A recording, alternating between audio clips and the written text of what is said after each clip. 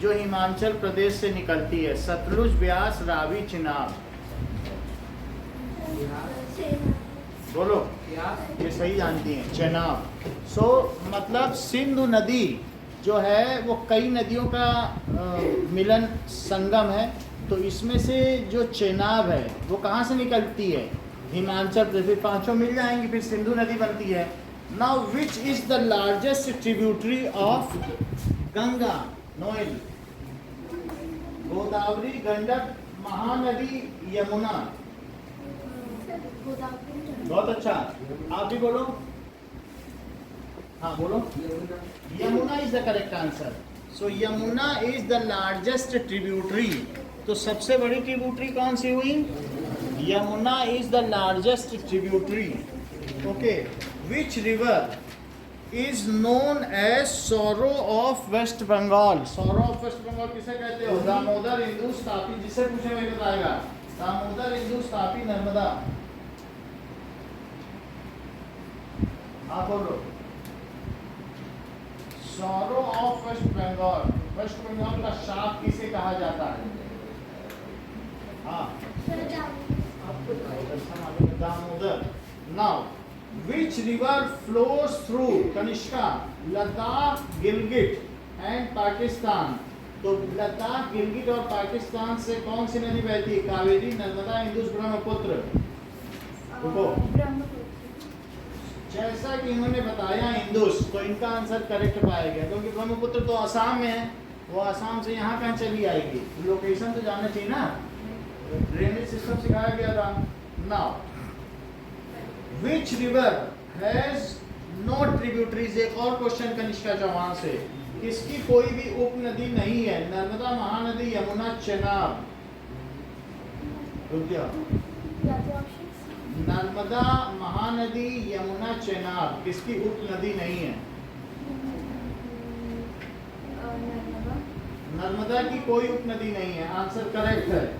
Now Dishita, when does a trellis pattern develop? जब when river channel follow the slope of terrain, when a river joins its tributaries। देखिए question पूछा गया है, बता देते हैं कि ट्रेलिस पैटर्न कब डेवलप करता है। नाउ लेट अस सी।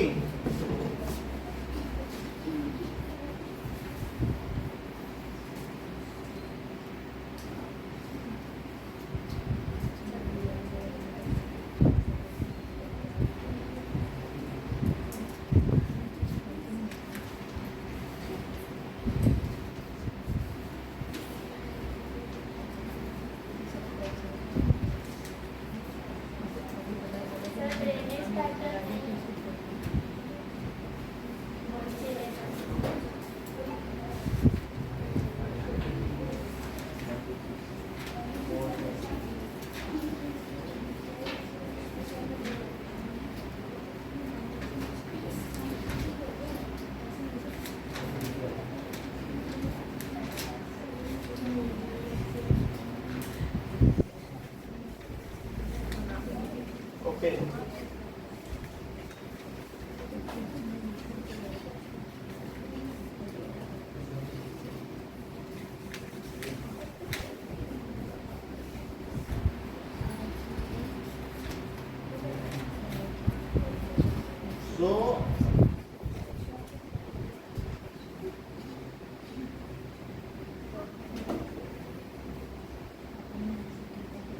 तो पूछा गया है when does a trellis pattern develop? Trellis pattern कब डेवलप होता है? यहाँ पर ऑप्शन दिए गए हैं कि when the river channel follows the, ठीक है, river channel follows the slope of terrain, when river joins its tributaries at right angles. Trellis हमने बताया था, राइट एंगल बताया था कि नहीं? Trellis. Now Asmita, the head waters of Ganga is called, बोलो। ऑप्शन वही है sir, head water. Option A बोल रही भागीरथी, हमको तो लगता है गंगा का एक अलग नंदा है, दूसरी कौन सी है जो मिलके गंगा बनाते हैं? तो सेवेंथ में हेड वाटर में भागीरथी, इनका आंसर सही है। हेड वाटर भागीरथी ही है, लेकिन भागीरथी जब आगे बढ़ती है तो आगे चल के अलकनंदा से मिल जाती है और वो दोनों मिलके गंगा बनाती हैं। हेड वाटर फिर भी अस्मिता ने सही बताया, that is Bhagirathi. Kumkum, name the drainage pattern that resembles the branch of tree, जो ब्रांच ऑफ ट्री की तरह लगता हो, ऐसे dendritic pattern, rectangular pattern, radial pattern और ट्रेलिस पैटर्न। डेंड्राइटिक पैटर्न, क्योंकि डेंड्राइट ही हमेशा कैसा लगता है, ट्रेलिस तो राइट एंगल पर होता, दिखाया था कि नहीं? तो आंसर इसका क्या होना चाहिए? That is dendritic. एर्थ का ए होना चाहिए, चेक कर लेते हैं। तो एर्थ का ए है। अब आगे देखो, क्वेश्चन में पूछा जा रहा है where do the Ghaghara, the Gandak and the Kosi rise. Ghaghara, Gandak और कोसी, ये जो उप नदियां हैं ये गंगा से निकलती हैं, तो ये मुझे बताइए ये कहाँ पे निकलती है? पंजाब हिमालय, नेपाल हिमालय, हिमाचल हिमालय या कुमाऊं हिमालय? नेपाल ही होना चाहिए। सो 9 दैट इज बी, नेपाल के पास ही ये सब ये नेपाल में निकलती है, ये सब बिहार की नदियां हैं। और बिहार किसके नीचे पड़ता है? नेपाल। गंडक, कोसी, ये इनसे वहाँ बाढ़ आती रहती है। तो which one Aman is not the tributary of Krishna, इनमें से कौन कृष्णा की उप नदी नहीं है? बताओ। दैट इज कोयना, मूसी, तुंगभद्रा और दिबांग। जो कृष्णा की उपनदी नहीं है, ये बोल रहे हैं दिबांग, जो कि एक सही आंसर है। तो कोयना और मूसी, तुंगभद्रा, ये सब कृष्णा की उपनदियां। वो चाइनीज, हाँ, दिबांग। ठीक है, अब ये बताओ कि the Sundarban delta is the home of which animal? Royal Bengal tiger. Okay. Now, which one of the following rivers make the second largest waterfall in India? जिसमें सबसे ज्यादा waterfall होता है?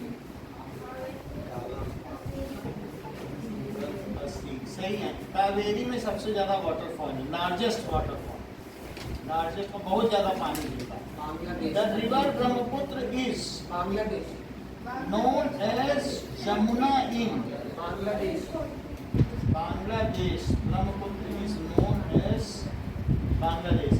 Which one of the following is westward from river of peninsular India? तो इसमें कहा गया है कि which one of the following is westward.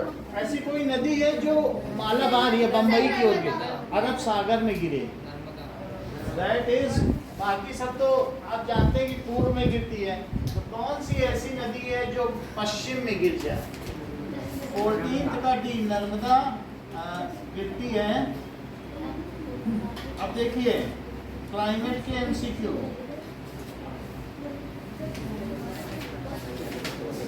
Now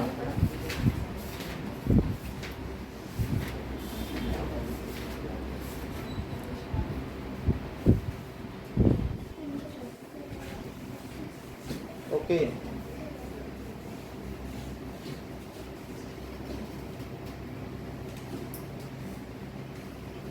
multiple choice questions of climate chapter, class 9।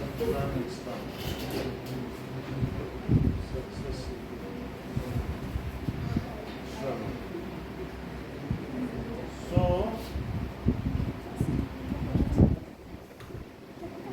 देखो,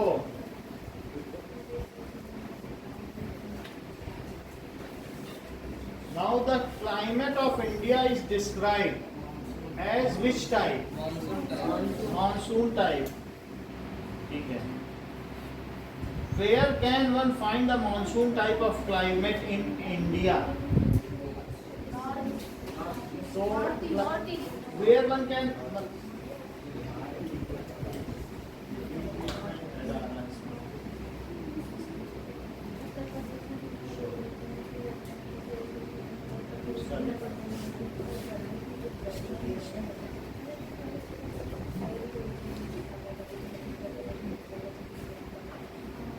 okay. Now climate, mango showers occur कहाँ पे अगर करते हैं? कर्नाटक, कहाँ पे अचानक आ जाए बारिश? तो कर्नाटका एंड केरला। अब नेक्स्ट क्वेश्चन देखो कि Bengal, Orissa and Andhra Pradesh coast are frequented by cyclone because यहाँ पर बंगाल, उड़ीसा, आंध्र प्रदेश में के कोस्ट में साइक्लोन आते हैं। क्यों आते हैं? Level coastline makes the cyclone penetrate. That is, these areas are close to volcano. Heavy rainfall encourage strong wind condition. The low pressure condition in northwest leads to the creation of depression over Andaman. तो कौन सा हो सकता है? क्या हो सकता है? बोलो। हाँ? ये होना चाहिए क्योंकि लो प्रेशर है। अंडमान निकोबार में लो प्रेशर जोन क्रिएट हुआ है तो उसकी वजह से वहाँ पर बहुत सारे क्या होंगे? साइक्लोन, चक्रवात। वहीं आप कभी भी पुराना मानचित्र देखो, अंडमान के ऊपर ही साइक्लोन ऐसे घूमता घूमता होता, वो घूम घूम के कहाँ शांत होगा? इंडिया में। ठीक है, so low pressure zone is created over here. Next is the peninsular part of India experiences peak summer earlier than northern India. Peninsular यानी नीचे का जो होता नहीं, पठारी हिस्सा, पेनिनसुला जो इंडिया का नीचे, तो वहाँ पर पीक समर अर्लियर, पहले वहाँ आ जाती समर, और नॉर्थ इंडिया में बाद में मई जून मई में आती है। ऐसा क्यों है बताओ? पेनिनसुला में पहले समर है और नॉर्थ इंडिया में बाद में है। तो ये किस वजह से है? Due to northward movement of sun the global heat belt shifts northward.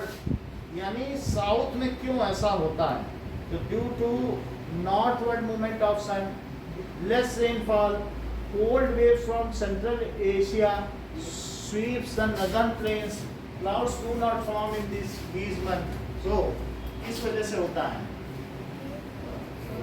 यानी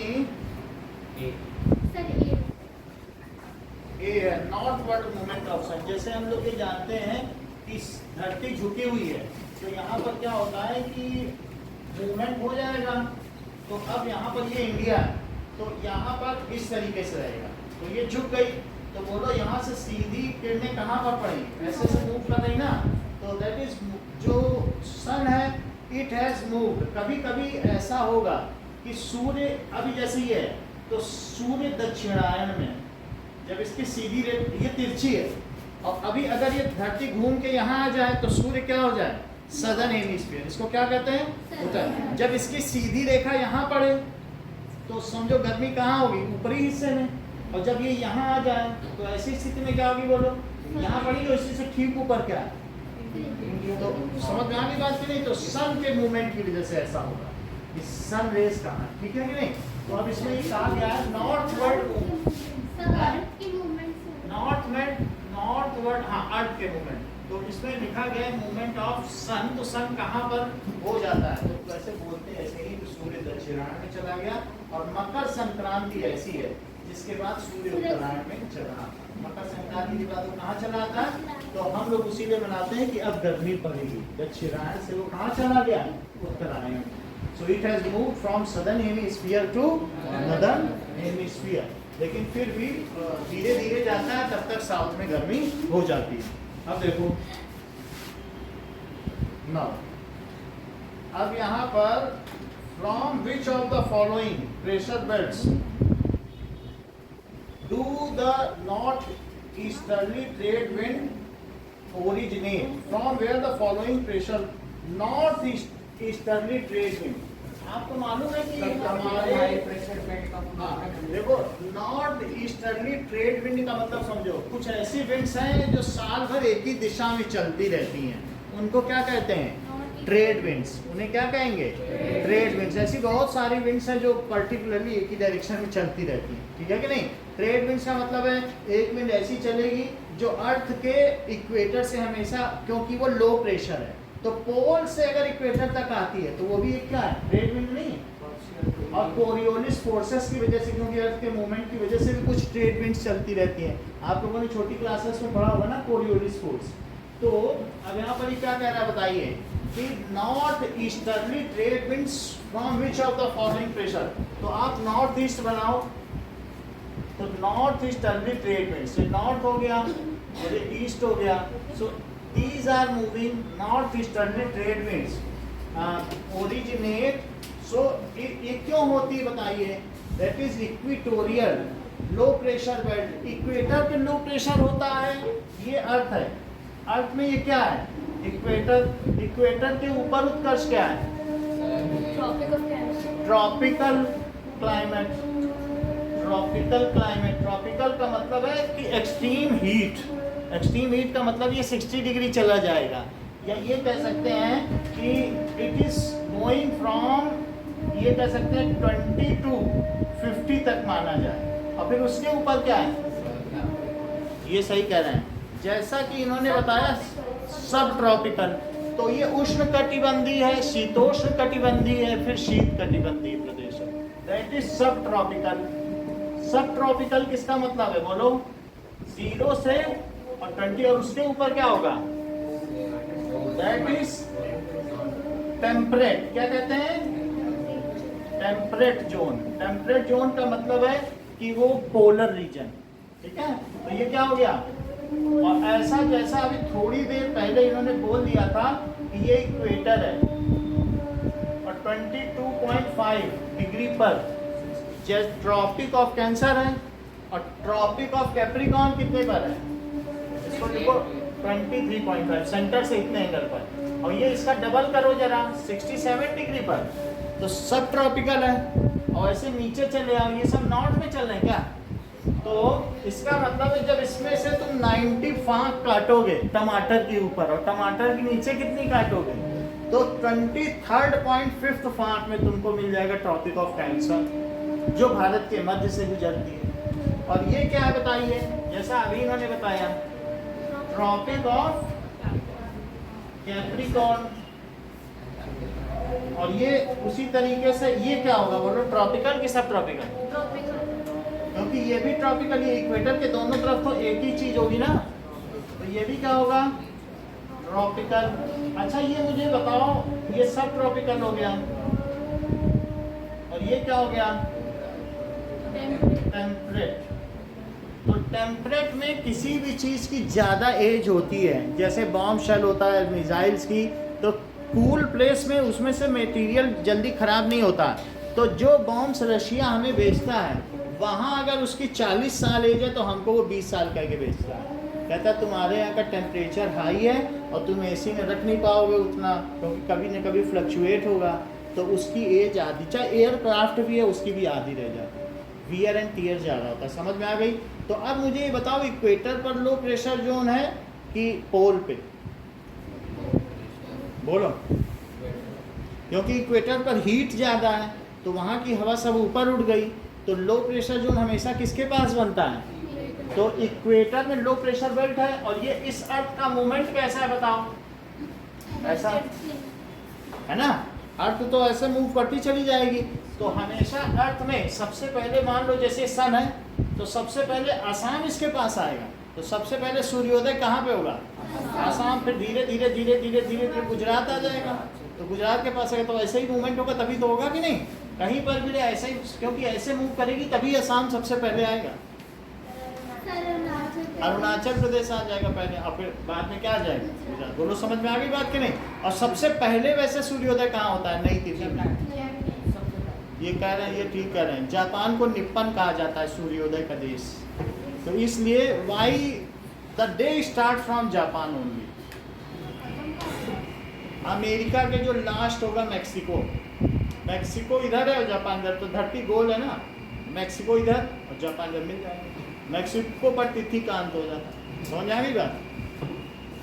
अब देखिए, तो हमारा क्वेश्चन क्या कहता है कि from which of the following pressure belt, तो नॉर्थ ईस्टर्ली विंड्स ओरिजिनेट, तो हमें ये पता है कि नॉर्थ से तो आएगी, और जब ये ऐसे जा रहा है तो किस वजह से आएगी, तो इसमें बी लिखा है, सब tropical high pressure belt of northern hemisphere. बताओ यहाँ प्रेशर हाई है कि यहाँ, क्योंकि सब ट्रॉपिकल तो वहाँ हाई प्रेशर बेल्ट है और ये लो प्रेशर, तो ये यहाँ से हवा ऐसे मूव करी, कहाँ से कहाँ मूव करी बताओ, सब ट्रॉपिकल। क्योंकि जब ये धरती ऐसे घूमेगी तो हवा ऊपर की थोड़ी ना उतनी तेजी से घूम पाएगी कि चलो हम भी घूमते हैं, तो ऐसे नहीं घूम पाती। धरती तो घूम रही है बट एयर का मूवमेंट ऐसा नहीं, तो वो एयर इसको भरती जाएगी। तो आप देखोगे कि कोरियोलिस फोर्स का जब हम दिखाएंगे आपको, तो आपको उसमें इस तरीके से मैं आपको दिखाऊं विंड मूवमेंट कैसा होता है। जरा ही देखो, इसको थोड़ी हम ऑन कर देंगे। अच्छा,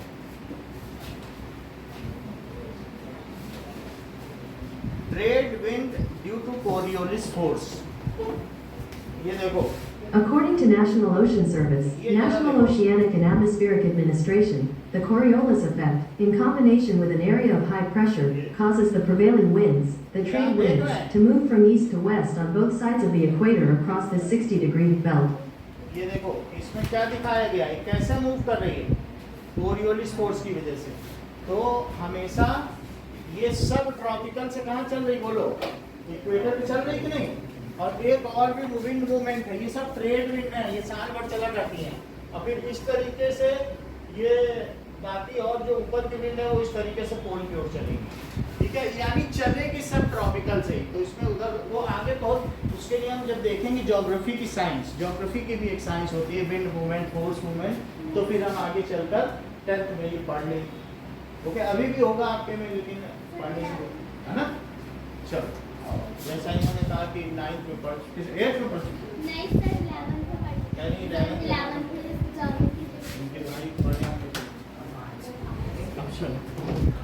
अब देखो नाउ,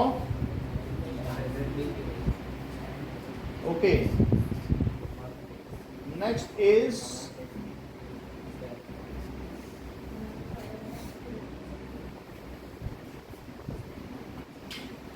अगला क्वेश्चन देखिए, ये क्वेश्चन इंपॉर्टेंट है। विच of the following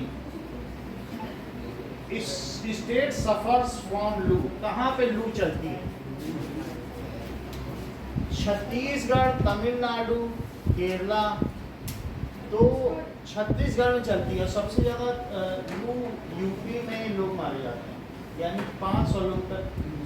dry hot air हर साल, तो ड्राई हॉट एयर होती है, तो वो लोग अपने पॉकेट में प्याज लेके चलते हैं।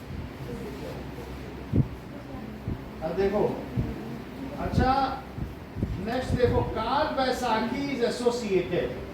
काल बैसाखी कहाँ से एसोसिएटेड है, ये बैसाखी नहीं है, ये काल बैसाखी है। So it is associated with, Punjab से तो नहीं हो सकती है, बंगाल, क्या चीज है, तो यूपी होना चाहिए। देखो, विच of the following state suffers from लू, तो यूपी है, नॉर्थ, उत्तर प्रदेश ही करता है। तो डी दिख रहा है, नन ऑफ दिस, इसका मतलब है कि कौन सा लू की वजह से यूपी करता है। अच्छा, काल बैसाखी हम आपको बता दें कि व्हाट इज काल Baisakhi. According to Baiju's answer, the localized downpours, accompanied by severe winds, torrential precipitation, rarely carried by the hailstorm, are called Baisakhi. Winds such as this occur in West Bengal. With growing recurrence, Kal Vaisakhi happens from March until the monsoon settles over northeast India. तो इसमें क्या होगा, severe wind होगी, torrential precipitation, बादल फट जाएंगे। तो ये एक ऐसा बैसाखी है जो काल बन के आता है, इसलिए इसको क्या कहा जाता है, काल बैसाखी। और ये कहाँ पर होता है, टॉरेंशियल रेन, बहुत तेज रेन होगी, तो इसकी वजह से इसको क्या कहेंगे, काल बैसाखी। समझ में आ गई बात, हाँ? ये वेस्ट बंगाल में होगा। चलिए, बाकी आपको कुछ क्वेश्चन आंसर करा दें, एमसीक्यू पढ़ते रहिए जितने भी हैं, बहुत जरूरी हैं, क्योंकि 20 नंबर फ्री के हैं आप नहीं।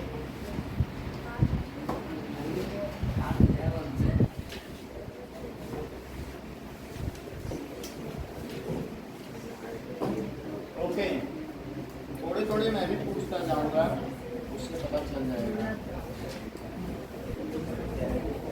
इन west Bengal the storms are known as, west Bengal के जो स्टॉर्म्स हैं उन्हें क्या कहते हैं?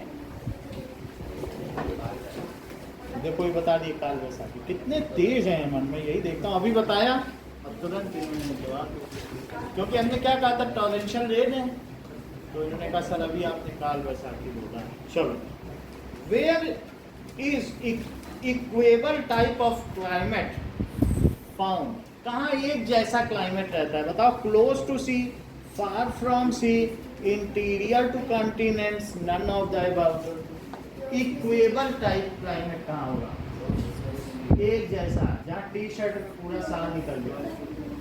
क्लोज टू सी, तो क्योंकि वहां पर सी जैसा ही टेम्परेचर रहेगा, है?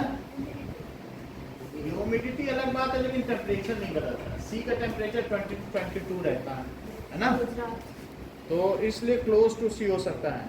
Now in which country the term western disturbance is used to describe an extra tropical storm originating in Mediterranean sea. भूमध्य सागर है यहाँ पर, अफ्रीका और गल्फ कंट्री के बीच में कौन सा सागर है? मेडागास्कर तो अफ्रीका के नीचे है, ये है मेडागास्कर, मेडिटेरियन सी। समझ आई बात कि नहीं?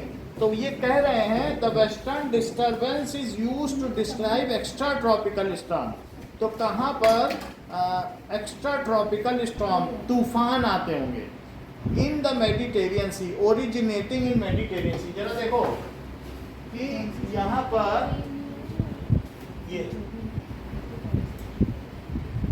ये चीज आ गई, और ये क्या है बोलो? ये गल्फ कंट्रीज है, और ये क्या है? तो ये क्या है? मेडिटेरेनियन,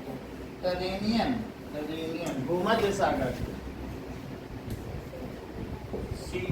तो अब का इसकी वजह से एक्स्ट्रा स्टॉर्म कहाँ पर आ रहा है बताइए? That is the western disturbance, इसको कहते हैं पश्चिमी विक्षोभ, वेस्टर्न डिस्टर्बेंस। वैसे मैं बता दूं कि हमारे यहाँ अक्टूबर में राजस्थान में गर्मी पड़ रही है, और कब पड़ती बताओ? दैट इज गुजरात में और राजस्थान में जो गर्मी पड़ती है ये हम लोग कहते हैं वेस्टर्न डिस्टर्बेंस की वजह से पड़ रही है। आपकी मम्मी बोलती है बेटा ये पश्चिमी विक्षोभ है, आप लोग सुन लेना कभी भी यही बोलेंगी। तो राजस्थान में भी आप लोग आए हो ना, तो हीट अगर आएंगी क्या, अभी अक्टूबर में पड़ने वाली है, तो हमको मालूम है कि अक्टूबर में पड़ रही, तो इसलिए हमने अपने ऊपर का ग्रीन शेड नहीं हटाया, क्योंकि अक्टूबर में बहुत ज़्यादा गर्मी पड़ेगी, और वो आएगी कहाँ से? वेस्टर्न डिस्टर्बेंसेस से। तो अब जरा देखो, इसमें पूछा गया है कि वेस्टर्न डिस्टर्बेंसेस से एक्स्ट्रा ट्रॉपिकल स्टॉर्म भी आएगा और एक बार और बारिश भी हो जाती है। तो बारिश भी होगी, ऐसा नहीं है। तो जब गर्मी पड़ेगी तो गर्मी से लो प्रेशर जोन क्रिएट होगा, तो मेडिटेरेनियन सी से क्लाउड आएंगे और उसको वो क्या करेंगे? फिल कर देंगे। तो सर्दी तो अपने टाइम पे वो जो पड़ती है नेचुरल, अर्ध टेढ़ी घूमती रहती है। तो हम लोगों को मालूम है कि एक क्या होता है बताओ? ये तिरछी धरती है कि नहीं, और ये भारत है क्या यहाँ पर, और ये दो चीजें, ये धरती ऐसे घूमती है, ये सन है। तो बताओ जब दूर है तब क्या कहते हो? सन को क्या कहते हो? अच्छा शनि को बता दो क्या कहते हैं, यही बता सकते हैं और कोई नहीं बता दो। ये ठीक, जैसा अमन ने हम लोगों को बताया हीलियन, ये सब सेंटेंस वाले बच्चे हैं। अच्छा अब ये जब दूर है तो इसे क्या कहते हो? एपहीलियन। क्या बोलते हो? और पास आ गई तो पेरीहीलियन। क्या कहते हो? पेरीहीलियन। तो अगर ऐसे ही कभी कभी चांद धरती के बहुत पास आ जाता है, ये सेंटर में नहीं एग्जैक्ट इसके सन, ये क्या है, इसमें दो सेंटर होते हैं और ऐसे मूव करता रहता है। तो अगर दूर चला गया चांद तब क्या कहोगे? एप्ल्यूनार, ल्यूनार कहते हो ना चांद को, और पास आ गया तो पेरील्यूनार। तो पेरील्यूनार ऑर्बिट, थोड़े दिन पहले ये वर्ड सुना होगा कि पेरील्यूनार ऑर्बिट में जब आएगा तब हम छोड़ेंगे। बोलो सुना था कि नहीं? चंद्रयान जी हमारे बगल में बैठे हैं चंदन, तो हमने बताया। तो अब यहाँ पर आप देखिए, जब दूर है, तुमने अभी पूछा सर्दी कब पड़ेगी, तो जब अर्थ सन से दूर होती है, एपहीलियन। कब होती है बताओ? एपहीलियन, तब सर्दी पड़ती है। अब बोलो जब ये पास आ जाए तो उस समय क्या भारत के लिए सूर्य सीधी गर्मी देगा? और अभी नहीं पड़ेगा ना सीधा, क्योंकि अभी दक्षिणायन में है, दक्षिण में सीधी पड़ रही है। हमने बताया था ही नहीं कि सन सदर्न हेमिस्फीयर में चला गया। सन कहीं नहीं जाता, बट उसकी किरणें तो चली जाती ना। और अभी बोलो सन कहाँ है? Northern hemisphere. तो उस समय भारत में गर्मी पड़ती है। समझ में आ गई बात कि नहीं? इस समय खैर सदर्न हेमिस्फीयर में वो जा चुका है। ओके, तो आप ये तुम देखो 14 जनवरी को आया था नदर्न हेमिस्फीयर में, जब तुमने खिचड़ी बनाई थी, मकर संक्रांति। अब 14 से 6 महीने गिनो जरा, तो वो क्या होगा? ऑर्बिटल चेंज हो जाएगा। तो फरवरी, मार्च, अप्रैल, मई, जून, जुलाई में वो अपना हेमिस्फीयर बदल देता है। समझ में आ गई बात कि नहीं? तो धीरे धीरे ऋतु बदल जाती है और फिर हमारे खरीफ की फसलें बोई जाने लगती है कि नहीं? उसके पहले तक रबी रहती है और उसके बीच में जायद 3 महीने सब्जियां बोई जाती हैं। अब जरा देखें, तो मुझे सिर्फ इतना बता दो कि western disturbances is used to describe extra tropical storm. India में, पाकिस्तान में, अफगानिस्तान में कि सभी में? ये हर चीज जानती हैं। जैसा कि इन्होंने बताया, क्योंकि इसके इधर सभी पढ़ते हैं, तो वो कहाँ से हो के आएगा पश्चिमी विक्षोभ? अफगानिस्तान में भी आएगा और यहाँ से हो के कहाँ जाएगा बताओ? इधर चला जाएगा, राजस्थान गुजरात, फिर नेपाल चला जाएगा। अफगानिस्तान, पाकिस्तान, इंडिया में 2 ही स्टेट है। अगर स्टेट वाइज पूछा जाए तो तुम्हें क्या बताना होगा? राजस्थान एंड गुजरात। और फिर चला जाएगा नेपाल में। इनका आंसर चेक कर लो 5th का। तो 5th कर दी है, that is all of. Good बात समझ में आ गई? When does the cold western season begin in North India? तो नॉर्थ इंडिया में कोल्ड वेस्टर्न सीजन बोलो मार्च में होगा कि मिड नवंबर में होगा कि अक्टूबर में होगा कि अर्ली जून? मिड नवंबर सही है। The climate and weather condition in India are governed by pressure and surface wind। यानी यहाँ का क्लाइमेट, वेदर तो रोज बदलने वाली चीज है ना, तो ये किससे गवर्न होती है? वैसे मैं आपको बता दूं कि जो क्लाइमेट है वो 6 फैक्टर से गवर्न होता है। इस चैप्टर में पढ़ा होगा ना क्लाइमेट। अब एक प्रश्न है कि climate and weather in India is govern by pressure and surface winds, Coriolis force, western cyclonic disturbances और ऑल ऑफ अबव। हर चीज जानते हैं क्योंकि सभी है। यहाँ पे क्लाइमेट में तो आपने देखा कि सब ट्रॉपिकल से भी तो हवा चलती है कि नहीं, कोरियोलिस फोर्स की वजह से। और बोलो इसके अलावा क्या चीज़ है? प्रेशर भी हो सकता है, फिर low pressure, high pressure, surface wind. अभी ट्रेड विंड्स क्या है? जैसे वो पछुआ पवने हो गई, पश्चिम से चले पवन तो क्या कहते हैं? पछुआ पवने। और पूर्व से चले, ईस्ट से तो कहीं पूर्वाई चल रही है, कहते हैं नहीं पवन पूर्वैया चले। तो गाँव वाले सब जानते हैं, बोले बेटा ये पूर्वाई है बेटा, पछुआ पवन नहीं है। जैसे तुम लोग पूछते नहीं दादी से, दादी माँ क्या ये पछुआ पवन? ना बेटा ये पूर्वाई है। अगर देख लो, मान लो यहाँ से आई तो वो क्या कहेंगी? पछुआ पवन अरब सागर से। उनको पता चल जाता है अरब सागर से। पश्चिम से आई तो पछुआ, अब पूर्व से आई, ये पूर्व है। अगर मान लो इधर से आई बंगाल की खाड़ी तो क्या कहेंगे? पूर्वाई। तो इधर से पूर्वाई पवन पूर्वैया चले और चले पूर्वैया। और वो भी पछुआ पवनों पे कई गाने, पंछी उड़ जा रहे और पछुआ पवनों के द्वारा मेरे प्रीतम को संदेश दिए जा रहे हैं ना गाना। तो इस तरीके से हम देखते हैं कि 2 तरीके की पवन हमारे यहाँ चलती है, पूर्वाई चलती है और पश्चिम से आए तो पछुआ पवन। गाँव में तो यही 2 नाम।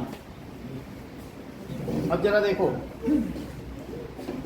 What is the full form of ITCZ? Arvind बोलो। ITCZ कहाँ बोलो?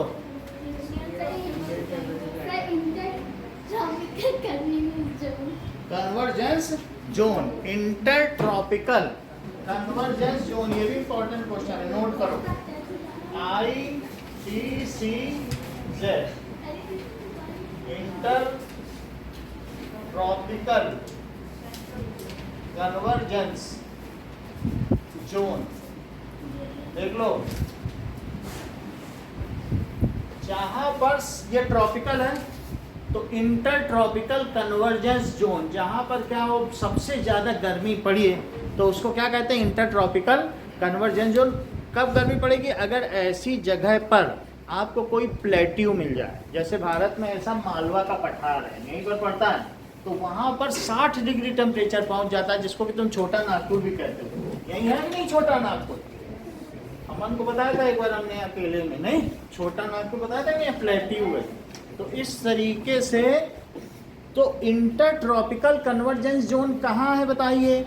जहाँ पर ट्रॉपिकल तो हो और साथ में वहीं एक प्लेट्यू भी मिल जाए, तो वहाँ फिर क्या होगी? दैट इज ह्यूमिडिटी नहीं होगी, प्लेट्यू पठारी हिस्सा जैसे आप तिब्बत देख लो, तो वहाँ सारा ट्रॉपिकली ट्रॉपिकल कन्वर्ज हो गया, और इस जगह की वजह से भारत में मानसून आते हैं। इसका नाम मैं बता दूं, मालवा का पठार है या छोटा नागपुर। अगर कभी क्वेश्चन आएगा तो मालवा के पठार के नाम से आएगा। क्या चीज़ है ये? मालवा प्लेट्यू। क्या कहते हैं? अच्छा, ये चीज़ बोलो, ये क्या है?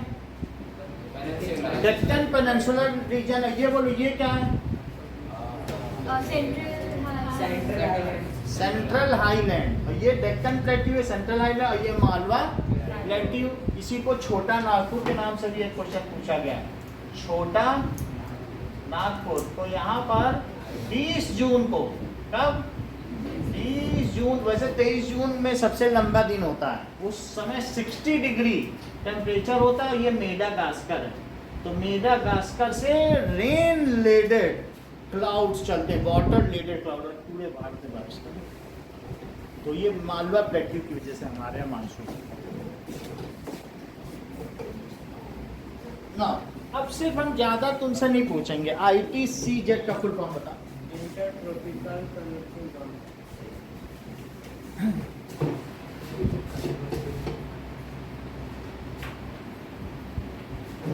Okay. When does the monsoon arrive in India, Naman? Bharat में मानसून अगले जून में आते हैं कि अगस्त में कि सितंबर में कि अगले अक्टूबर? बोलो, जून में ही आता है। तो जून के पहले हफ्ते में ये बम्बई में प्रवेश कर जाता है, जबकि राजस्थान में आते आते इसको कितना समय लग जाता है? बोलो, 14?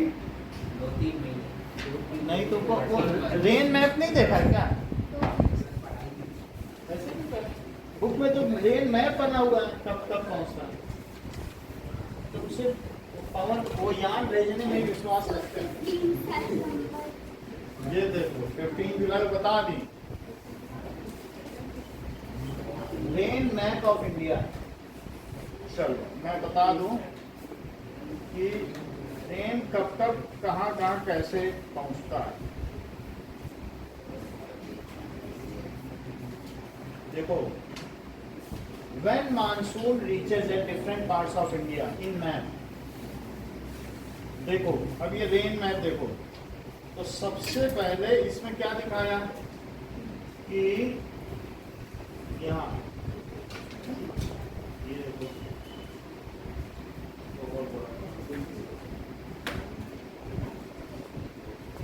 अच्छा इसमें दो तरीके का मानसून बता रहा है, साउथ वेस्टर्न भी बता रहा है। जरा ऊपर पढ़ो, क्या लिखा है? तो एक साउथ वेस्ट, साउथ वेस्ट समझते हो? ये साउथ है और ये क्या है? वेस्ट, जो इधर से आने वाला मानसून। यहाँ से मानसून यहीं से तो आएगा, और फिर ये दो भागों में बढ़ जाएगा, एक इधर चला जाएगा और एक यही है मेडागास्कर से आ रहा है, और यहाँ आते आते क्या हुआ बोलो? एक ऐसे और एक जो इधर से आया उसे क्या कहा गया? ये जानती हैं, बुरवाई। और ये दैट इज, देख लो ये क्या? South western. और ये क्या हुआ बोलो? South eastern. बोलना होगा, वहां लिख रहे हैं साउथ वेस्ट, तो क्या चुप हो जाओगे? अब देखो, सबसे पहले ये कब पहुंचा? 1 जून पे कहाँ पहुंच गया बोलो? तो 1 जून वाली ये लाइन है, इतनी है। 5 जून देखो कहाँ तक पहुंच गया? कर्नाटक हुआ, कर्नाटक पहुंच गया। चलो 5 जून हो गया, और फिर 10 जून तक कहाँ पहुंचा? ग्रीन लाइन देखो, मुंबई। फिर बोलो ये एडवांसिंग मानसून तो मैं नहीं बता रहा, और जो दूसरी लाल लाइन है वो क्या? रिट्रीटिंग मानसून है। लौटता हुआ मानसून जब पहाड़ों से टकरा जाएगा, कहाँ पे टकराता होगा? अफगानिस्तान के हिंदू कुश में, वहां टकराएगा अफगानिस्तान में, फिर लौटेगा। यहाँ से मानसून कहाँ जाएगा बोलो? यहाँ से अफगानिस्तान, और वहाँ हिंदू कुश की पहाड़ियों से टकरा के लौटेगा। लौटते लौटते तक इसको करीब करीब 1.5 महीना जाने में, 1.5 महीना आने में, तो 1 जून से 3 महीना कितना हुआ बोलो? जून, जुलाई, अगस्त, तो मतलब मिड सितंबर तक ये पूरी तरीके से। देखो एक प्री मानसून सावर है, अगर जून में तुम्हारे यहाँ बारिश बरस जाए तो तुम उसे सही मानसून न समझना, उसको क्या समझना? Pre monsoon. बादल जब आते हैं झुंड में तो अपने पहले 2-4 वो शुरू में मैसेंजर्स भी भेज देते हैं ना, वो प्री मानसून सावर है, ठीक है। अब देखो इसके आगे अभी तक राजस्थान में नहीं पहुंचा, 10 जून तक तेलंगाना में पहुंच गया है, महाराष्ट्र के आधे हिस्से में पहुंच गया है, फिर 15 जून तक महाराष्ट्र क्रॉस कर गया है क्या? देख लो ये 15 जून वाला एरिया है, फिर 15 जून के बाद अब देखो और आगे, अब इसमें ये रेड किसे दिखा रहा है? 25 जून, रेड चीज और देखी जाए, ऐसा कुछ ये दिखा नहीं रहा ना। चलो तो मुझे लग रहा है इसी की लाइन है, रिट्रीटिंग का नहीं दिखा रहा है, उसी की लाइन है। तो इसका मतलब है इसमें तो नहीं बढ़ पाता। अब देखिए यहाँ पर इसमें क्या दिखाया गया? 15 जून राजस्थान में देखो कब तक पहुंचा है? 5 जुलाई तक पहुंच गया क्या? 30 जून। अब 30 जून है, यहाँ पे जोधपुर है, तो 30 जून है। वैसे हम लोग 30 जून को नहीं आता है, 10 जुलाई तक आता है, 10 जुलाई तक यहाँ मानसून आ जाता है, और फिर यहाँ से 1 महीना आराम से रहेगा, फिर हिंदू कुश जाएगा, और फिर इस समय अब ये लौटता हुआ है, जो बरसात है ये हिंदू कुश से लौटता हुआ, हम विदाई देंगे इसको। अब जैसे बारिश हो तो बाय बार होना है, आप वहाँ जाओ, ऐसे होता है नहीं। तो रिट्रीटिंग, जैसे रिपब्लिक डे परेड में रिट्रीटिंग सेरेमनी होती है, वहाँ बीटिंग रिट्रीट, तो 1 महीने वहाँ लोग रहते हैं, परेड करते हैं, प्रैक्टिस करते हैं, फिर जब जाते हैं तो उसका भी तो एक जलसा होता है, तो उनको फिर उस पर खिलाया पिलाया जाता है, और फिर मोदी बाय बाय करता। तो उसी तरीके से अब ये रिट्रीटिंग मानसून आया है हमारे, तुम्हें समझ में आ गया ना मानसून। तो आपकी बुक में एडवांसिंग मानसून भी है, और रिट्रीटिंग कब दिखाएंगे? नहीं दिखाएंगे, रिट्रीटिंग में पहले तो कितना अच्छा लिखा है, तुम्हारी बुक से अच्छा है। एडवांसिंग का अलग है नहीं, कितना आसान है। चलो अब हम आगे देखें। तो अब तुम्हें समझ में आया अरविंद कि यहाँ पर मानसून भारत में कब प्रवेश कर जाता है? 1 जून में प्रवेश करता है। Now which group of states are associated with mango showers?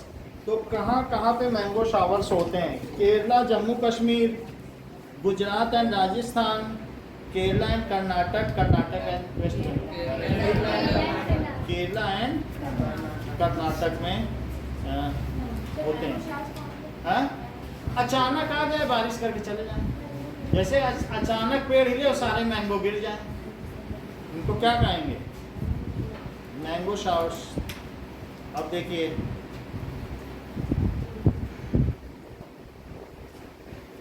कि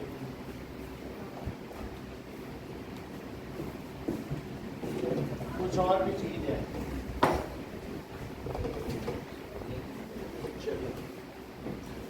western Ghat and eastern Ghats में अंतर है।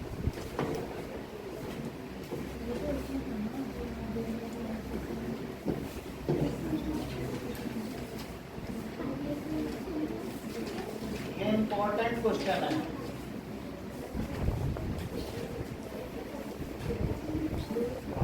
तो आपको मालूम है इनमें से ब्रॉडर कौन से हैं, कंटिन्यूअस कौन से हैं? बोलो। ब्रॉडर है। अच्छा, जैसा कि अमन ने बताया कि ये नैरोवर है वेस्टर्न, और ईस्टर्न इन्होंने क्या बताया? ब्रॉडर। क्योंकि यहीं पर मालाबार कोस्ट है, मालाबार हिल है जिसमें हीरो हीरोइन रहते हैं, और यहाँ पर क्या सारी नदियाँ यहीं गिरती हैं, तो क्या सारा सिल्ट यहीं जमा करती हैं?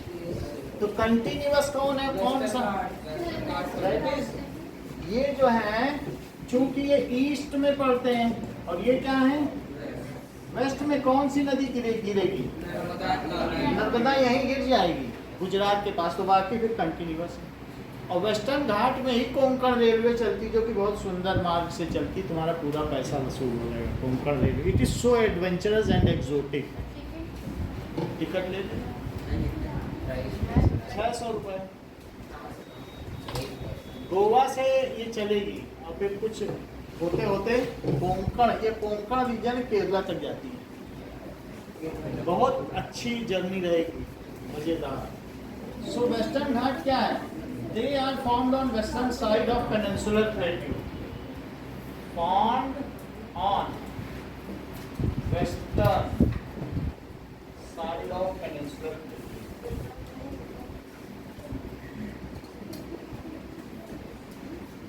और जबकि these are formed on eastern side of peninsular plateau. On eastern side of peninsular plateau.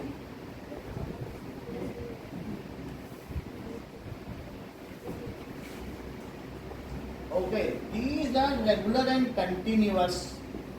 Regular, continuous and narrow. जबकि वो क्या है? Non continuous, discontinuous, irregular, discontinuous and broader. ठीक है। अच्छा, अभी हमने तुमको क्या बताया था कि यहाँ पर जो भी मालाबार हिल है तो उसी के पैरेलल है। So these are parallel to Malabar coast line. ये किसके पैरेलल है बताओ? क्योंकि यही मालाबार हिल है ना। बहुत छोटी छोटी जमीन, इतनी जमीन 100 करोड़ की बिकती है मालाबार हिल। और हम और आप तो जा ही नहीं सकते, इतने सारे पहरेदार हैं। है वो रीजन, उसमें तुम चढ़ जाओ ना मालाबार कोस्ट में, तुम्हें हवा बदल जाती है। हमारी एक वहाँ रहती हैं, आंटी जी रहती हैं, तो वो बहुत पैसे वाले, उनके साथ बच्चे पढ़ते हैं, तो वो वहीं रहती हैं। तो कितनी जगह तो पूछता है वो हमसे, फ़ोन करवाएगा, फिर फोटो दिखाएगा, तब जाने देता है। 6 कुत्ते पाल रखे हैं, खुद के उनके 6 कुत्ते। मतलब आप कुछ भी उनके यहाँ खा लो ना, इतना अच्छा अच्छा है, उसमें बाली बाल। कुत्ते जाते तो कमरे में ऐसे बाल डांस करते हैं। हेल्दी फूड है। अब जरा देखो, that is it like parallel to Malabar coast. So they like parallel to Coromandel coast. तो ये कोरोमंडल रीजन है। ये उड़ीसा के पास का रीजन क्या कहलाता है? Coromandel. So it lies parallel to Coromandel coast. इसी को कहते हैं द्राविड़ उत्कल बंगा। द्रविड़ कहाँ रहते हैं बताओ? साउथ में। और उत्कल प्रदेश क्या है? उड़ीसा। और बंगा क्या है? बंगाल। विंध्य, हिमाचल, यमुना, गंगा। ठीक है, तो इससे सभी नदियों के भी नाम आ गए। कौन कौन सा है? विंध्य पर्वत श्रृंखला आ गया, हिमाचल में कई प्रदेश आ गए, यमुना, गंगा। उत्कल जलधि तरंगा है ना, क्या है? Now they are comparatively higher in elevation. तो बताओ यहाँ से क्या ये ऐसे धीरे धीरे नीचे जाएंगे? तो यहाँ हाई है और यहाँ नदियाँ जाएंगी, तो हायर इन एलिवेशन, और जबकि इधर these are lower in elevation। तो इनकी हाइट है 900 to 1600 मीटर, और जबकि ये क्या है? Lower in elevation, that is 600 metre. तो इस वजह से भी यहाँ पर जो भी साइक्लोन आ जाते हैं, इसके कौन कौन से वेस्टर्न, अनाई मोडी डोडा बेटा, तो दो तुमको यहाँ मिल जाएंगे, अनाई मोडी डोडा बेटा यहाँ बनाना, और जबकि महेंद्रगिरी कहाँ बनाओगे, महेंद्रगिरी, तो यहाँ पर हिल स्टेशन कौन कौन से हैं, महेंद्रगिरी, तो यहाँ की हिल स्टेशन कौन कौन से हैं, अनाई मुडी और डोडा बेटा, ये दिखा दे रहे हैं, और Doda Betta, so it's hill station are Anai Mudi and डोडा बेटा। जरा ये देख लें कि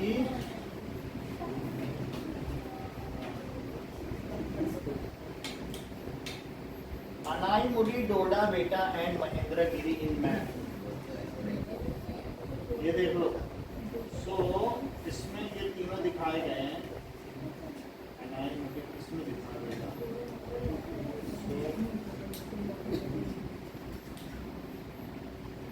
अनाई मुडी इसमें देख लो,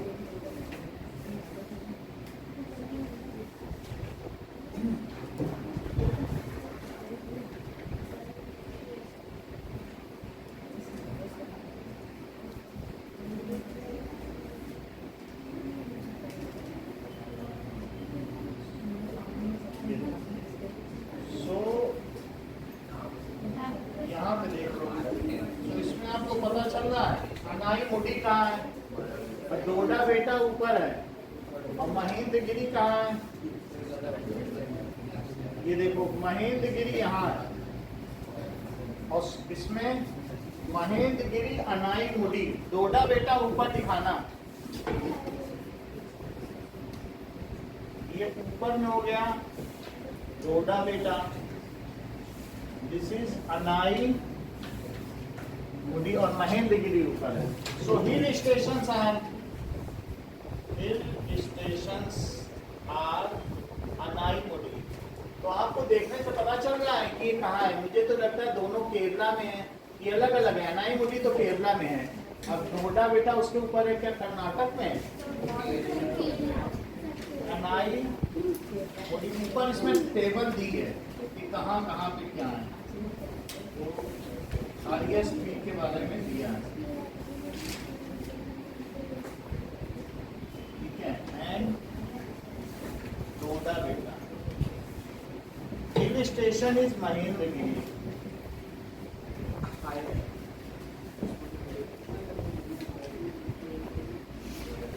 तो जो महेंद्रगिरी है इसी पे बाहुबली पिक्चर बनी है, महेंद्रगिरी उसमें आया भी है, महेंद्रगढ़ नाम है, महेंद्रगिरी हिल स्टेशन है, तो पूरी है, तो यहाँ पर ये लोकेशन है, इसके हिसाब से तुम देखोगे तो पता चल जाएगा कि कहाँ पे कौन कौन सा है, ठीक है, ओके। नाउ अब देखिए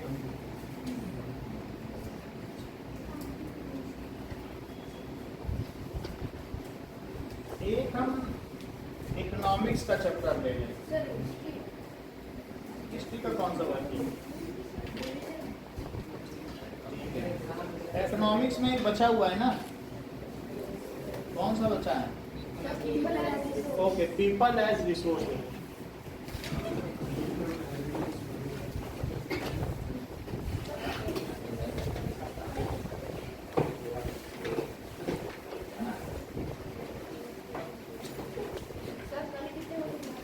कल शाम की है,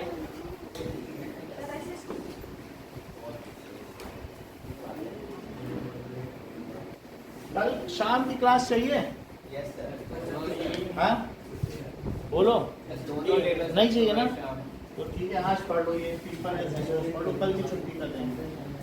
देखिए, population becomes an asset for the economy of a country when it is education. Population asset कब बनती है, if the people are skilled, if the population is skilled then only it is asset। क्यों, क्योंकि वो बाहर जाकर के हमारे यहाँ फॉरेन रिजर्व भेज सकते हैं कि नहीं, तो स्किल्ड पॉपुलेशन ही एक एसेट है। सो अदरवाइज आपको उसको खिलाना पिलाना ही पड़ेगा, वो आपके जो ग्रॉस डोमेस्टिक जीडीपी में आपके कुछ वो नहीं दे सकती, प्रोडक्ट्स में कुछ योगदान ही नहीं दे पाएंगी। तो इसलिए आपको मालूम है कि हमारे यहाँ 11 लाख करोड़ रुपया बाहर से डॉलर में आता है, क्योंकि जो बाहर 20% इंडियंस है ना, भारतवंशी या NRI, नॉन रेजिडेंसिंग इंडियन, वो अपनी कमाई का 60% भारत में भेज देते हैं और हम उस डॉलर को रख लेते हैं अपने खूब कमरों में पड़े पड़े, और RBI से कहते हैं नोट छाप छाप के इनके परिवार को भेज दो, डॉलर तो हमारे हो गए और हमें तो डॉलर नहीं देने ना अपने लोगों को। तो हमारे यहाँ के लोग ही बाहर जाते हैं, क्योंकि हमारे पास जो है टर्शियरी सर्विस सेक्टर बहुत है, प्राइमरी होता है, सेकेंडरी मतलब सर्विस सेक्टर। तो जो अरब हो गया या गल्फ कंट्रीज हो गए, उन देशों में इंजीनियर्स और इन सब की बहुत कमी है और फेथफुल उनकी भी कमी है, वर्कर्स भी। तो इंडियंस क्या हैं, एक तो पॉपुलेशन ज़्यादा है, चीप में काम करते हैं, और इसके अलावा उनको रहने के लिए जो डॉर्मेट्री में भी रह लेते हैं। डॉर्मेट्री का मतलब समझते हो, एक एक रूम में 20-20 आदमी, 40-40 आदमी करीब, तो ऐसे में भी रह लेते हैं। तो दुबई में क्या वो लोग करते हैं कि अंडरग्राउंड में रख देते हैं, तो अंडरग्राउंड में वो रख देंगे, फिर उसके बाद वहाँ ठीक से सफोकेशन है, एयर भी नहीं है, तो 200 करके आदमी मरते हैं। मतलब वहाँ 1-2 नहीं मरता जब भारतीय मरता। तो वो परिवार से कहते हैं अब तुमको इसकी बॉडी चाहिए कि 45 लाख रुपया। तो अब यहाँ के लोग कहते हैं हम बॉडी लेके क्या करेंगे, तुम 45 लाख रुपया हमारे अकाउंट में डाल दो। उसकी कोई जांच पड़ताल नहीं होती कि वो कैसे मरा। और ऐसा ही एक क्रिटिकल है, वेरी पुअर कंडीशन है, लेकिन वो लोग कुछ परिवार वाले कहते हैं नहीं बेटा नौकरी नहीं छोड़ना, लेकिन वहाँ उनकी जो condition it is so pitiable कि सही है कि ये गाय नहीं मिलता है। यहाँ के लोगों को तो पैसा भेज रहा है लड़का, तो फिर वो क्यों करेंगे इसको। सो पीपल एज रिसोर्सेज क्या है, that is population become asset for the economy of a country when it is educated. तो population is asset for country if educated से जरूरी नहीं है, या स्किल्ड भी हो तो भी हो सकता है ना। People as a resource chapter का नाम क्या है, people is a way to referring a countries working people in terms of their existing productive skills and abilities. So people as a resource तभी हो सकता है हमारा हाल जापान जैसा ना हो।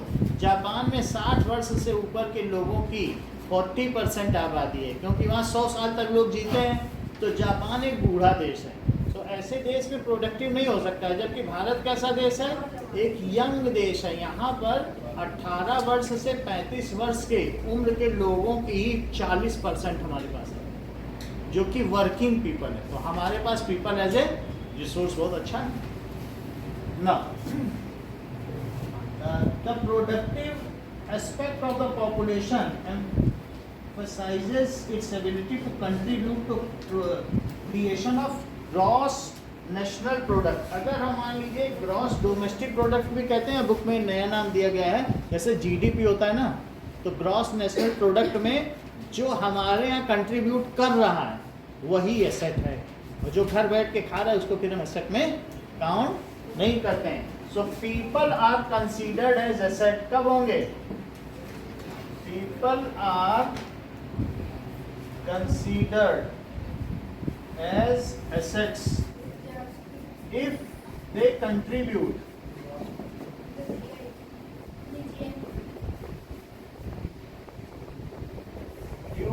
in GNP, that is gross national product,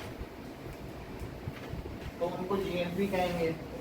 When the existing human resource is further developed by becoming more educated and healthy, we call it human capital formation that adds to the productive power of country। जब हम और इसको educated बनाते हैं तो हम इसको कहते हैं ये हमारे यहाँ का ह्यूमन कैपिटल का फॉर्मेशन हो रहा है। आपको मालूम है कि हमारे यहाँ 40 साल तक हमने IIT Indian institute of technology में 1 रुपया नहीं लगाया, पूरा अमेरिका ही लगाता है। और उसके लिए बोलता था बस हमें जो ऊपर के टॉप 10% है वो हमें दे देना, तुम बाकी 90% तुम्हारे रहे। ये तो बड़ा फायदे का सौदा है। उन 10% से उसने नासा में बनाया न जाने कितना अपने नेशन को आगे, क्योंकि ब्रेन ड्रेन कर दिया। हमारे यहाँ जो ब्रेन था ना शुरू का, उसको उसने क्या कर लिया, ऊपर ऊपर का ले लिया और पूरा पैसा लगा रहा है, और उसने कहा हमें 10% हमको दे दो। लेकिन उन साइंटिस्ट पे उसने वहाँ इन्वेस्ट किया और उनसे नासा बनाया, न जाने क्या क्या बनाया, और बड़ी बड़ी कंपनियां खड़ी कर दी। तो इस तरीके से फिर बाद में सरकारें आई, जैसे मोदी सरकार आई तो 1914 के बाद हमने कहा तुमसे एक पैसा ना हमें निवेश चाहिए और ना हम तुमको अपने व्यक्ति देंगे, क्योंकि वो तो साइन हो जाता है कि इतने भेजने पड़ेंगे। तो उसके बाद फिर हमारे यहाँ भी बाहर आ गई, एक से एक नए नए प्रोजेक्ट चलने लगे। और उससे हम जब हमारे पास ह्यूमन वर्किंग कैपिटल रहेगा तो जापान अपने यहाँ का 30% बजट लोगों पे खर्च करता है। जापान 2050 में जी रहा है। क्यों जी रहा है? क्योंकि वो उनके एजुकेशन में अगर कर रहा है तो उसका नाम क्या दिया है बुक में, ह्यूमन कैपिटल फॉर्मेशन। क्या नाम दे रहा है? If you invest money on education of people then it is called human capital formation. बोलो बात समझ आ गई? सो एक हमें टर्म सेंटेंस को रिपीट करो।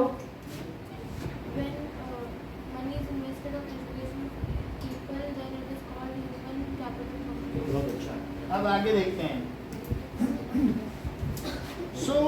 अगर मान लीजिए आपके यहाँ से तेज लोग चले गए तो उसको ब्रेन ड्रेन कहते हैं। ब्रेन का ड्रेन। एक होमी जहांगीर बाबा थे जिनके नाम से बाबा एटॉमिक रिसर्च सेंटर 7 खुले कि नहीं, उन्होंने हमारे एटम बम बनाया और भी चीज़ें बना रहे थे। तब अब बोला अमेरिका ने तुम्हारे यहाँ ये सब काम नहीं होनी चाहिए, और अगले दिन ही वहीं से ऑर्डर पास कर दिया कि इनको जिस फ्लाइट से जाना है उसको क्रैश करा दो।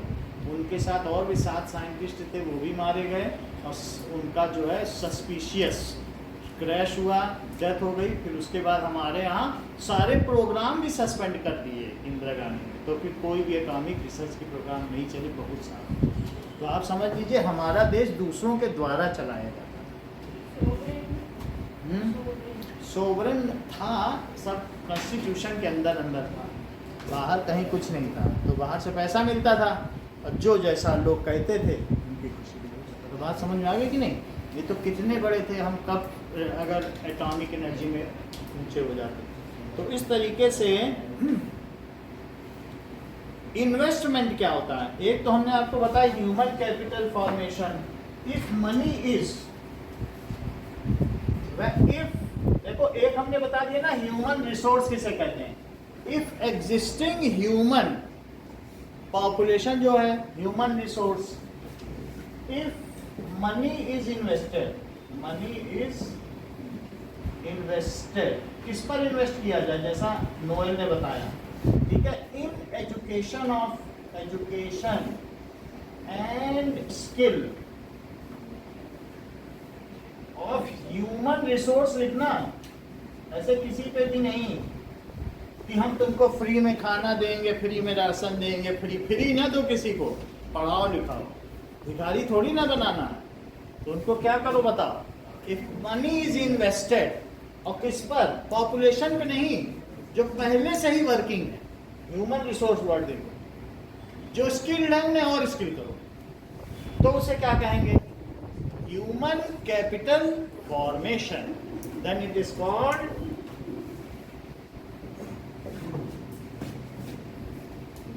ह्यूमन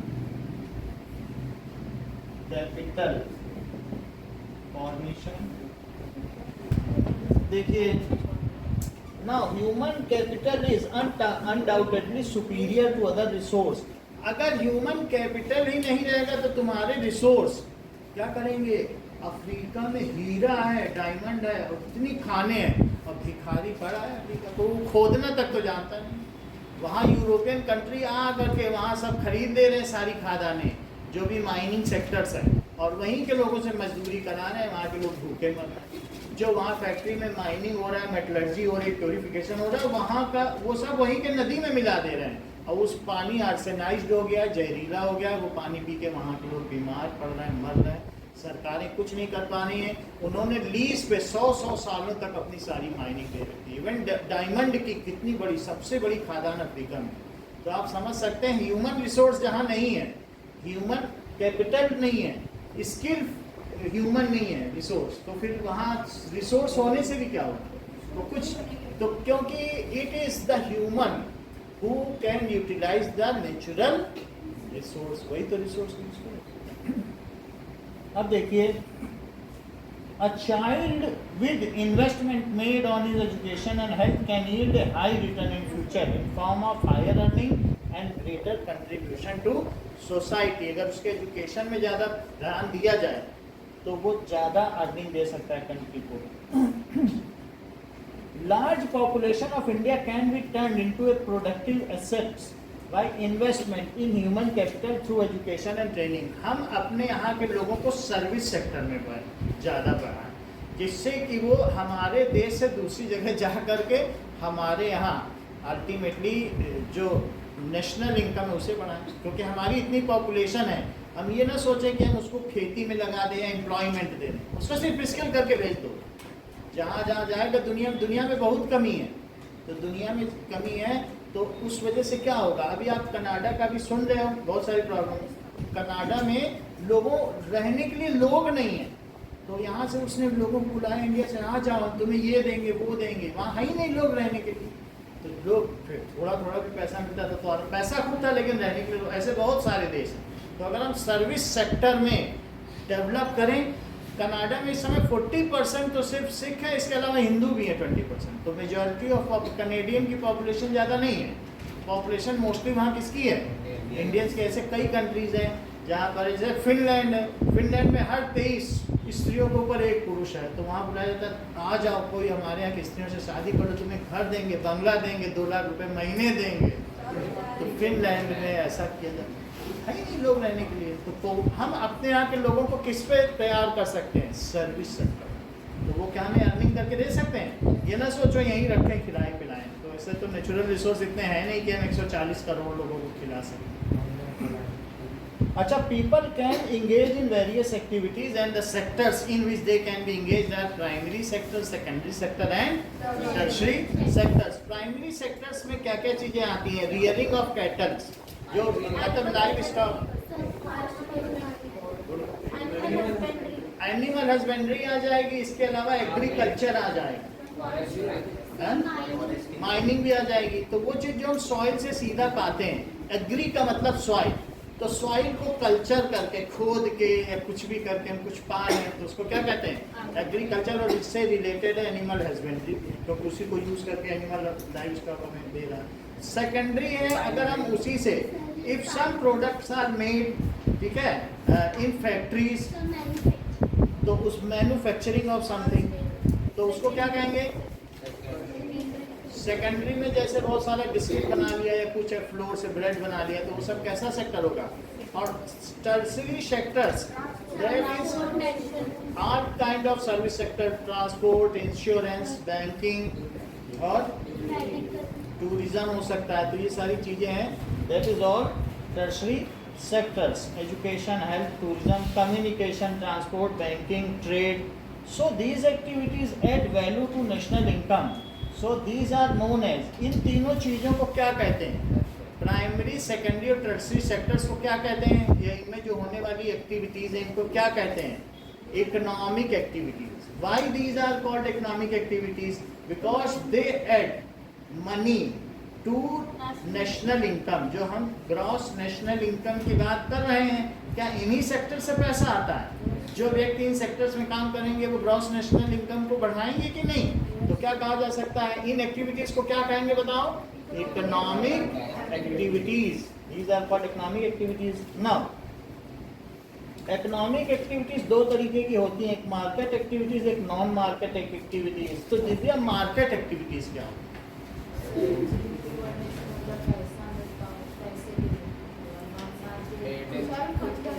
बोलो, नॉन मार्केट में क्या होगा, क्या चीज बता रहे हैं, जैसे कि प्रोडक्शन फॉर सेल्फ कंजम्पशन, ये बात सही है। नॉन, अब बेचे ना, हमने खेती की और घर घर में खा लिए, उतना ही उगाया जितना खाना है, तो उसे non market activity. And if you are growing something or producing something for selling it then it is called market, जैसा बता रही, ठीक है कि नहीं। अगर हम बाजार के लिए उत्पादन कर रहे हैं तो मार्केट एक्टिविटीज कर रहे हैं। Education and skills are the major determinants of earning of individual. वही एक आदमी जो लेबर का काम करता है उसकी दिहाड़ी 700 रुपए है, और वही जो डॉक्टर तुमको 2 मिनट देखता है वो 2 मिनट के 700 ले लेगा, सिर्फ एक प्रिस्क्रिप्शन 2 कलम चलाने की बात है कि नहीं, किसी किसी डॉक्टर की किसी। तो किस वजह से बताइए, तो अर्निंग डिपेंड्स ऑन, अगर मान लीजिए स्किल ज़्यादा है तो अर्निंग ज़्यादा होगी। Now literate and healthy population is asset. Education is important input for growth of individual. Education contributes towards growth of society. It enhances the national income and cultural richness. अगर education है तो हम अपनी अगली generation को और अच्छा बना सकते हैं, और अच्छा दे सकते हैं, और अगर नहीं है तो हम अपनी सोसाइटी को अपग्रेड नहीं कर पाएंगे और कल्चर को रिच नहीं कर पाएंगे। तो वो सोसाइटी अच्छी मानी जाती है कि जहाँ के लोग educated. Literate and healthy population asset होता है। Government has therefore given much stress on elementary education with a special emphasis on girl. Navodaya Vidyalaya have been set in each district. Vocational streams have been developed to equip. Vocational streams क्या होती है? जब तुम्हारी 2 महीने की छुट्टी हो तो उस समय तुमको कोई स्किल डेवलपमेंट कोर्स कराया जाए, तो उसको क्या कहते हैं? वोकेशनल स्ट्रीम्स भी डेवलप की गई हैं, नवोदय विद्यालय भी डेवलप किए गए हैं बच्चों को बेसिक शिक्षा देने के लिए। तो गवर्नमेंट का ये स्ट्रेस है कि अभी सबको लिटरेट बना दिया जाए, यानी लिटरेसी रेट हम पहले बढ़ा दें। 62% हमारे यहाँ की गर्ल्स का है, और जबकि 82% किसका है, मतलब मेन का 82% है पूरे इंडिया में, और 64% किसका है? एवरेज का इंडिया है 64 एंड 82। तो इससे पता चल रहा है कि गर्ल्स का डिस्क्रिमिनेशन हो रहा है, उनको पढ़ाई में आगे नहीं बढ़ने दिया जाए। तो गर्ल्स के एम्फेसिस उनको पढ़ाने के लिए जो है नवोदय विद्यालय बनाए गए गवर्नमेंट की ओर से। So as a result literacy rate from 18, अभी तक ये 18 से 65% पहुँचा है 2001 में टू 74%। अब एवरेज मिला लो तो 74%, यानी गर्ल्स और बॉयज़ का मिड में पहुंचा कि नहीं, 64 और 82 के मिड में। तो एवरेज हमारे यहाँ का लिटरेसी रेट क्या है? 70। पहले ये 3% था जब हमें आज़ादी मिली थी, फिर 18 से 60, फिर 65 2001 तक पहुंचा, और अब 75 पहुंचा 2001 से लेकर 2023। 23 सालों में ये 65 से और 9% बढ़ गया। Health is equally important. The health of a person helps him to realize his potential and ability to fight. हम लोगों में हेल्थ काफ़ी अच्छी है क्योंकि हम लोगों में कोरोना की फेटेलिटी दर पूरे विश्व में न्यूनतम रही है, यानी 0.002 पीपल पर मिलियन हमारे इतने ही मरे, जबकि कहीं कहीं पर 17 पर मतलब मिलियन में मरे हैं, ऐसे हुआ। कई जगह फेटेलिटी रेट इतना खतरनाक था, अगर कोरोना मीटर आप इंडेक्स देखोगे तो इंडिया के फेटेलिटी रेट न्यूनतम है। इसका मतलब है कि हम लोगों में resilience, immune system and resistance बहुत ज़्यादा है, तो इसलिए हेल्दी होना बहुत जरूरी है। ठीक है। Hence improvement in health status of a population has been priority of the country. हमारे यहाँ स्वास्थ्य के भी बड़े प्रोग्राम चलते हैं कि जच्चा और बच्चा के लिए, जब बच्चा पैदा होता है तो बच्चे के लिए भी प्रोग्राम है और जच्चा के लिए भी, जो बच्चे को पैदा करे। Now our national policy too aims in improving the accessibility of health care, family welfare और उनकी न्यूट्रिशनल वैल्यू के लिए बहुत सारी चीज़ें की जाती हैं। इवन हमारे यहाँ का जो इन्फेंट मोर्टेलिटी रेट है, यानी पर 1000 जन्मे बच्चे में कितने बच्चे एक साल में मरे हैं, उसको इन्फेंट मोर्टेलिटी रेट कहा जाता है। वो घटा है तो है लेकिन घट गया है। Increase in life expectancy and improvement in child care are useful in assessing the future progress of country. तो किसी देश की लाइफ एक्सपेक्टेंसी क्या है, इससे भी पता चलता है कि वहाँ पर किसी देश का हैप्पीनेस इंडेक्स देखा जाता है। तो हैप्पीनेस इंडेक्स में ये सब चीज़ें आती हैं कि लाइफ एक्सपेक्टेंसी क्या है और वहाँ पर अटेंडेंस रेट क्या है, मोर्टेलिटी रेट क्या है, ये सारी चीज़ें देखी जाती हैं। तो फिनलैंड है, स्वीडन है, और नॉर्वे, ये 3 दुनिया के हेल्थीएस्ट कंट्री हैं। यहाँ के लोगों को कोई भी टैक्स नहीं देना पड़ता है और पूरे हफ्ते में सिर्फ उन्हें 18 घंटे काम करना होता है, चाहे वो 2 दिन में 18 घंटे कर लें, चाहे रोज़ 2-2 घंटे का 2.5 घंटे रोज़ जाके कराएं, तो बाकी 5 दिन आराम। तो वो हैप्पीनेस इंडेक्स है, जितना भी पैसा कमाओ आप खुद रखो, तुमको अपने इलाज पे भी नहीं खर्च करना है, सरकारी इलाज कराएगा, आपको इलाज पे भी कोई पैसा। सर सिटीजनशिप कितने सालों में मिलती है? सिटीजनशिप का तो कुछ इन सब देशों में बस पैसा दो, 10 लाख 20 लाख सिटीजनशिप। कुछ नहीं भाई, 10 बीघा जमीन भी नहीं। So our national policy aiming in improving the accessibility, ये सब होता है। नाउ सीजनल अनएम्प्लॉयमेंट क्या होता है? जैसे मान लीजिए रबी खरीफ की फसल की बाकी समय बैठे रहे तो उसको क्या कहते हैं? जैसे खेती के समय में लेबर्स को खूब जॉब मिल गया और बाकी समय तो बैठे रहेंगे ना कटाई बुआई के टाइम पे, तो सीजनल एम्प्लॉयमेंट यानी some part of year these are unemployed, तो उसे क्या कहेंगे? Seasonal unemployment. अब देखिए, technically qualified person are also facing the problem of unemployment. एक होता है अंडर एम्प्लॉयमेंट, यानी अगर आप पीएचडी हैं और रिक्शा चला रहे हैं तो ये अंडर एम्प्लॉयमेंट, क्योंकि पीएचडी होने पर आपको रिक्शा नहीं चलाना चाहिए। समझ में आया कि नहीं? ओवर एम्प्लॉयमेंट, मान लो जैसे तुम्हारी एक दुकान है तो तुमने बैठा दिया किसी को, कह दो यही लड़का चलाता है, फिर उसकी जब शादी हो गई तो दुकान से उतार दिया, तुम यहाँ बैठो, फिर दूसरे बोला यही देखता है दुकान, उसकी भी शादी करी, 5 बेटे हैं तुम्हारे, 5 को एक एक करके दुकान पे बैठाया डेस्क पे, और 5 की शादी उसी दुकान से निपटवा दी तुमने। ये चीज़ क्या कहलाता है? ओवर एम्प्लॉयमेंट, कि तुम्हारे घर में छोटा सा खेत है, 5 भाई उसी में काम कर रहे हैं, जबकि एक भाई भी देख सकता है। तो एक अंडर एम्प्लॉयमेंट है कि तुम्हें अपनी एबिलिटी के हिसाब से नहीं मिला, और एक क्या होता है? Over employment. एक होता है सीजनल अनएम्प्लॉयमेंट, एक होता है हिडन मतलब डिसगाइज्ड एम्प्लॉयमेंट। तुम वहाँ वैसे अनएम्प्लॉयड ही हो, जैसे एक खेत को 5 भाई चला रहे हैं, एक ही चला दे तो वो क्या 4 डिसगाइज्ड नहीं है? तो इस तरीके से भी हमारे यहाँ अनएम्प्लॉयमेंट है। So in secondary sector small scale manufacturing हमारे यहाँ वो जो लेबर एब्जॉर्बिंग है, क्योंकि छोटे कुटीर उद्योग में बड़ी बड़ी मशीनें तो लगाई नहीं जा सकती हैं, तो सबसे ज़्यादा लेबर हमारे यहाँ किस में काम कर रहे हैं? सेकेंडरी सेक्टर में। क्यों? क्योंकि वो बड़े स्केल पे काम ही नहीं कर रहे हैं, वो स्मॉल स्केल पे काम कर रहे हैं। तो 20 लोग माचिस के डिब्बे बना रहे हैं, वही बड़ी बड़ी जो मशीनें उसमें ऐसे ही बन के निकल रहे हैं, तो वहाँ सब लगे पड़े हैं। तो लेबर एब्जॉर्बिंग सेक्टर कौन है? स्मॉल स्केल इंडस्ट्रीज, छोटे कुटीर उद्योग। So in the tertiary sectors, various new services like biotechnology, information technology are now emerging. ये बढ़ रही है